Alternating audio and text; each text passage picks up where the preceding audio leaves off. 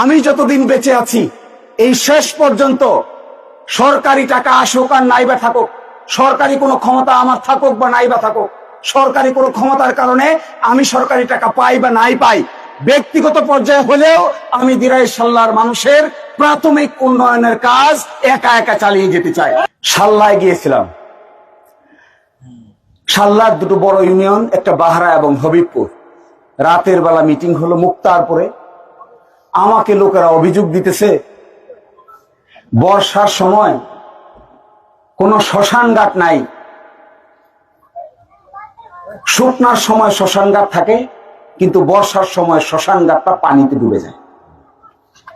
ফয়জুল্লাহপুরে গিয়ে কবর পেলাম, কবর শুকনার সিজনে থাকে কিন্তু বর্ষার সিজনে কবরটা পানিতে ডুবে যায়, মাটি দিতে পারে না, ও শেষকৃত্য করতে পারে না, ও পোড়াইতে পারে না লাশ। আর এদিকে মুসলমানেরা কবর না দিয়ে দীর্ঘক্ষণ পর যেতে যেতে গিয়ে কবর খুঁজে বাইর করতে হয়। এমনও হয়েছে লাশ কবর দিতে না পেরে কিংবা লাশ পুরাইতে না পেরে ভেলায় ভাসিয়ে দিয়েছে।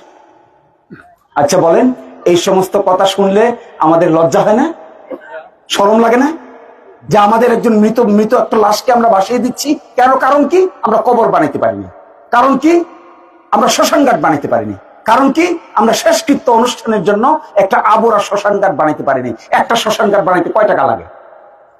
একটা কবরে মাটি কেটে প্রোটেকশন ওয়াল দিয়ে একটা কবর বানাইতে কয় টাকার প্রয়োজন? কয় টাকা হলে পরে, কয়টা শ্মশান হলে পরে আর দিরাই সাল্লার মানুষের আর শ্মশানের প্রয়োজন হবে না? আমি চেয়ারম্যানকে ডেকে বললাম, আপনার ইউনিয়নে কয়টা শ্মশান ঘাট হইলে পরে বলবেন যে আর কোন শ্মশান ঘাটের দরকার নাই? উনি আমাকে বললেন, স্যার 10টা শ্মশান ঘাট দরকার। আচ্ছা বলেন, একটা শ্মশান ঘাট বানাইতে যদি 10 লাখ টাকা খরচ হয়, 10টা শ্মশান ঘাট বানাইতে 1 কোটি টাকা খরচ হয়। একটা কবর বানাইতে যদি 20 লক্ষ টাকা খরচ হয়, 10টা কবর বানাইতে 2 কোটি টাকা খরচ হয়। 2 কোটি টাকা কবর, 1 কোটি টাকা শ্মশান। 20টা শ্মশান ঘাট বানাইলে 2 কোটি টাকা খরচ হবে, 10টা কবর বানাইলে 2 কোটি টাকা খরচ হবে। আমি তখন বললাম চেয়ারম্যান সাহেবকে, আচ্ছা বলেন, চলেন টাকা জোগাড় করি। সাল্লায় একদিকে 10টা শ্মশান বানাবেন, একই কালার, একই ডিজাইন, একই দূরত্ব, একই আকৃতি, একই প্রোটেকশন, দূর থেকে দেখা যাবে এগুলো সব হলো শ্মশান ঘাট। আর 20টা কবর বানান, একই কালার, একই দূরত্ব, একই স্টাইল, একই রকম ডিজাইন, একই রকম প্রোটেকশন ওয়াল, দূর থেকে বানাই দেয়া সবাই দেখা যাবে এগুলো হলো কবর। এই 20টা শ্মশান কবর আর 10টা শ্মশান ঘাট বানাইতে মাত্র 3 কোটি টাকা দরকার।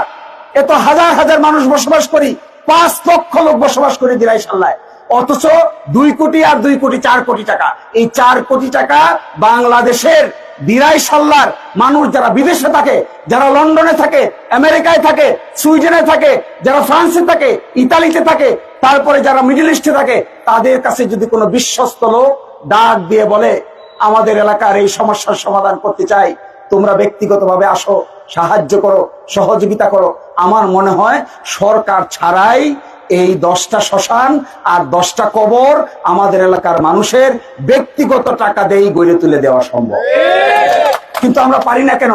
কারণ আমরা নেতাকে বিশ্বাস করতে পারি না। কেন পারি না জানেন? কারণ আমরা মনে করি যিনি এই কথা বলছেন তিনি টাকা নিয়ে কাজে লাগাবেন নাকি টাকা নিয়ে নিজের পকেট ভর্তি করবেন। এই সন্দেহের কারণে আমরা কাউকে জানি না।